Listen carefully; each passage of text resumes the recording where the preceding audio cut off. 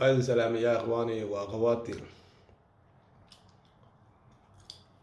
dadka markay daacada ilaahay ka baxaan oo xumaan u bataan, ilaahay wuxuu ku salidaa madaxdooda ama dadkooda kuwa ugu xun ayuu madax uga dhiga.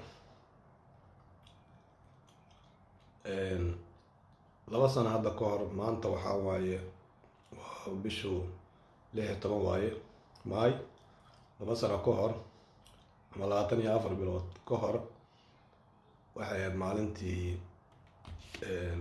madaxa naloo saaray maanta dowladda jirta xasan sheekh. ilaa hadda waxay qabatay ma jirto, wax ay bi'isa maahane. marka dhibka jira waxaa waaye waxay dhaheen waxaan samaynaynaa ay dhaheen doorasho qof iyo cod Soomaali midaysan, laakiin wax midaysan maanta ma jiraan.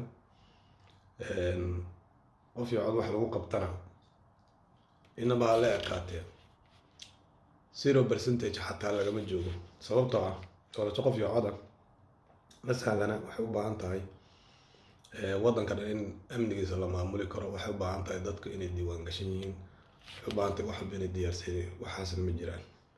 marka waxa aan sugayno maxay tahay Soomaaliyeed.